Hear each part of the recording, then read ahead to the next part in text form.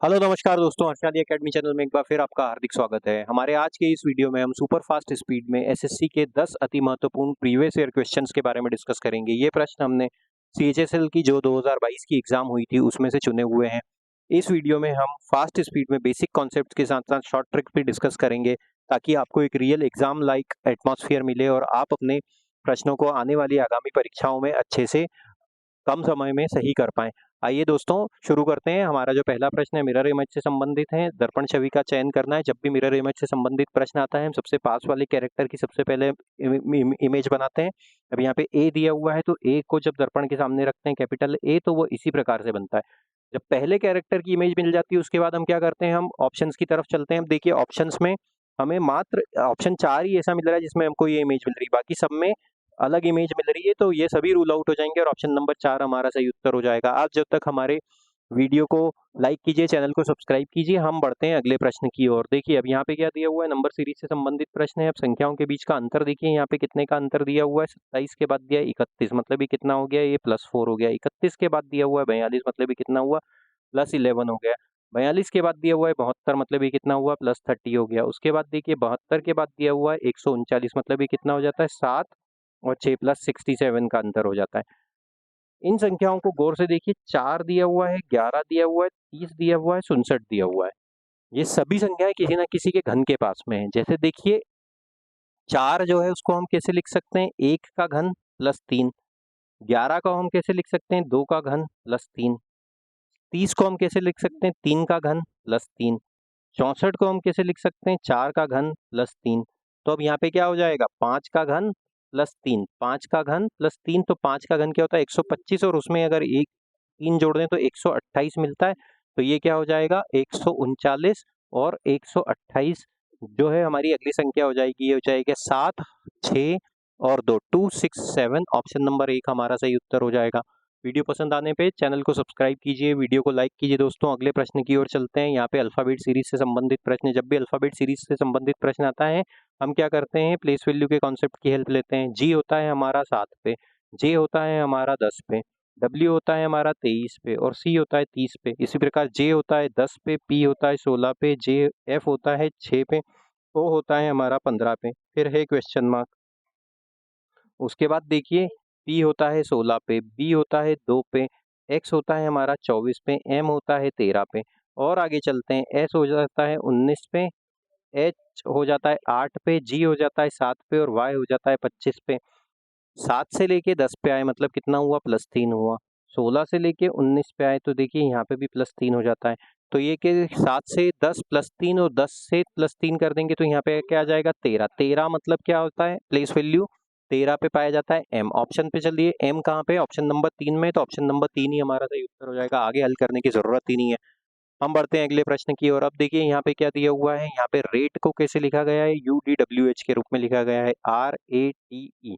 इसको कैसे लिखा गया है, UDWH। आर हो जाता है हमारा 18 पे, ए होता है 1 पे, टी होता है 20 पे, ई होता है 5 पे, यू होता है 21 पे, डी हो जाता है हमारा 4 पे, डब्ल्यू होता है 23 पे और एच हो जाता है 8 पे। 18 से 21 पे आए मतलब +3 हुआ, 1 से 4 पे आए +3 हुआ, 20 से 23 पे आए +3 हुआ, 5 से 8 पे आए +3 हुआ। रिच को कैसे लिखा गया है, RICH। आर हो जाता है हमारा 18 पे, आई हो जाता है 9 पे, सी हो जाता है 3 पे, एच हो जाता है 8 पे। इसको कैसे लिखा गया है, ULFK के रूप में। यू हो गया 21 पे, एल हो गया हमारा 12 पे, एफ हो गया 6 पे और के हो गया 11 पे। 18 से 21 पे आए +3, 19 से 12 पे आए +3, 3 से 6 पे आए +3 और 8 से 11 पे आए +3। सेव को किसे लिखेंगे, SAVE। एस हो गया हमारा 19 पे, ए हो गया 1 पे, वी हो गया हमारा 22 पे और ई हो गया 5 पे। +3 किया मतलब ये हो गया 22, 22 मतलब वी। इसमें +3 किया हो गया 4, 4 मतलब डी। इसमें +3 किया ये हो गया 25, 25 मतलब वाई। और इसमें +3 किया तो ये हो गया 8, 8 मतलब HVDYH। ऑप्शन नंबर 1 हमारा सही उत्तर होगा। हम बढ़ते हैं अगले प्रश्न की ओर दोस्तों। अब देखिए यहाँ पे जब भी ऐसा प्रश्न आता है मैथमेटिकल ऑपरेशन का तो हमें हमारा जो हेल्प मिलती है डिवाइड के चिन्ह से मिलती है। ऐसी दो संख्याएं चुनिए जिसमें पहली संख्या दूसरी संख्या से पूर्णतः भाग, जिसमें पहली संख्या में पूर्णतः दूसरी संख्या का भाग चले जाए। 71 और 56 नहीं हो सकता, यहाँ पे डेसिमल में उत्तर आएगा। 56 और 14 हो सकता है, 4 बार भाग चले जाएगा, मतलब दूसरे स्थान पे डिवाइड का चिन्ह जहाँ पे आ रहा हो उस वाले ऑप्शन से हमें शुरुआत करनी चाहिए। वो है पहले वाले ऑप्शन में ही आ रहा है, तो यहाँ पे क्या हो जाएगा 71 धन 56 डिवाइड बाय हो जाएगा 14। फिर तीसरे स्थान पे है इसमें 12 बराबर का चिन्ह, फिर है 15 गुणित 5। अब देख लेते हैं, हल कर लेते हैं बॉडमेस नियम से। ये हो जाता है 4 बार, तो 71 और 4 जोड़ा तो मिला 75, और 15 और 5 का गुणा किया तो 75 मिलता है। तो ऑप्शन नंबर 1 ही हमारा सही उत्तर हो जाएगा। ऑप्शन नंबर 1 सही उत्तर है। अब आगे बढ़ते हैं। अब देखिए यहाँ पे क्या दिया हुआ है, लीन को कैसे लिखा हुआ है, LEAN, इसको कैसे लिखा गया है, NEAL। तो ये L यहाँ पे डायगोनली आ गया है, A यहाँ पे डायगोनली आ गया, EA यहाँ पे डायरेक्टली एज इट इज लिख दिया गया है। अब इसी प्रकार मीन को देखिए, मीन को कैसे लिखा गया है, MEAN, इसको कैसे लिखा गया है, NEAM।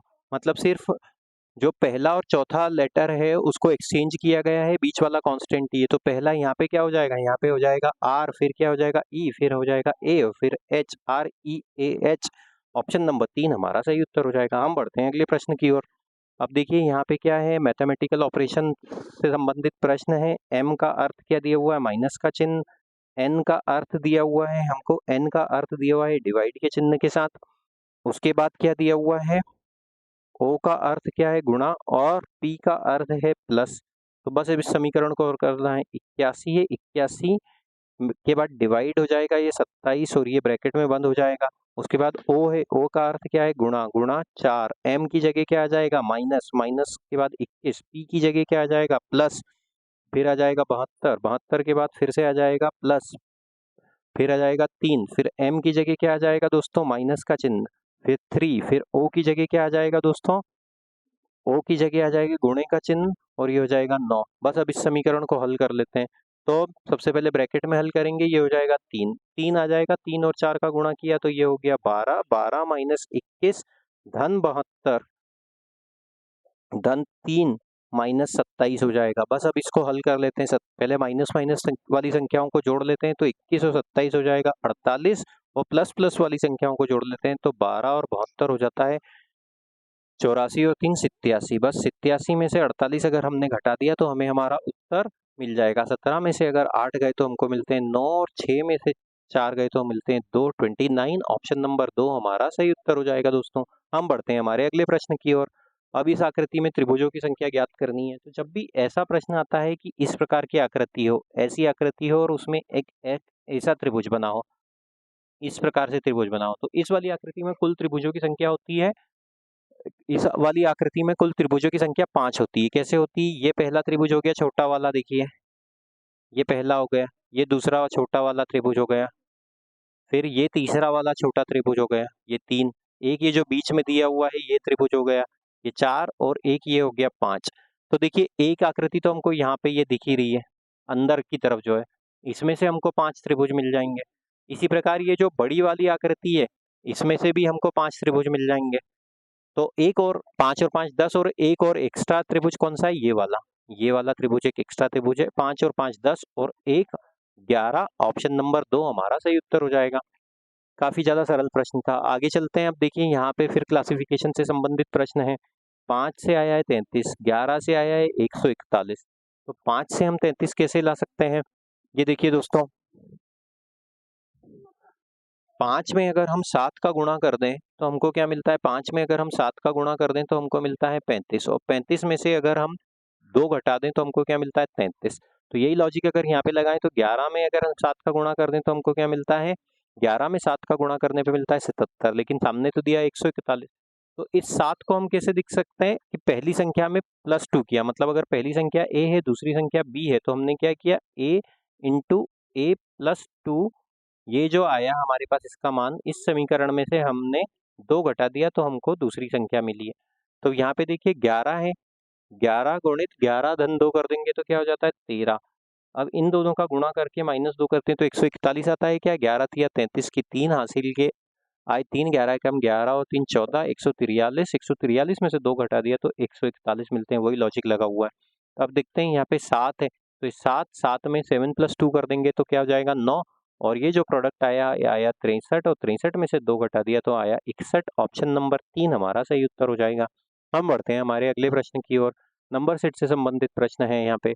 अब देखिए यहाँ पे 17, 13, 68 है, 55, 46 और 495 है। जब भी ऐसी संख्या आती है, एक संख्या बाकी दो की तुलना में काफ़ी ज़्यादा बड़ी हो, तो बाकी दो से हमको बड़ी संख्या बनाने की कोशिश करनी चाहिए। 17 दिया हुआ है, 13 दिया हुआ है और उसके बाद दिया हुआ है 68 दिया हुआ है।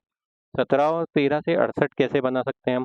17 दूना 34, 17 में अगर हम 4 का गुणा करें तो हमको क्या मिलता है? 68 मिलता है। और 17 और 13 का अगर डिफरेंस निकालें तो हमको क्या मिलता है?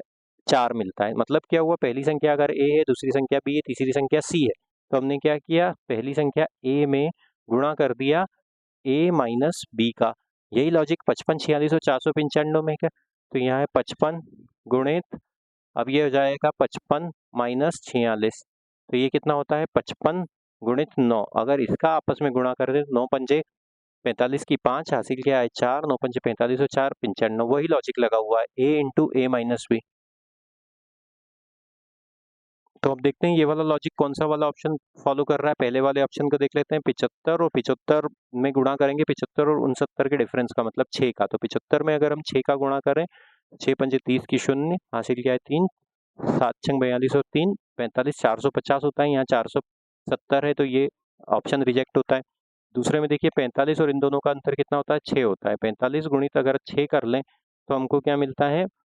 45 गुणित 6 करने पे 6 पंजे 30 की 0, हासिल क्या है? 3, 6 चौक 24 और 3 27। हाँ, इसमें वाला लॉजिक मिल रहा है। ऑप्शन नंबर 2 हमारा सही उत्तर हो जाएगा। उम्मीद करते हैं दोस्तों वीडियो आपको पसंद आया होगा। इसी प्रकार की वीडियो पाने के लिए चैनल को सब्सक्राइब कीजिए, वीडियो को लाइक कीजिए, शेयर कीजिए। Thank you.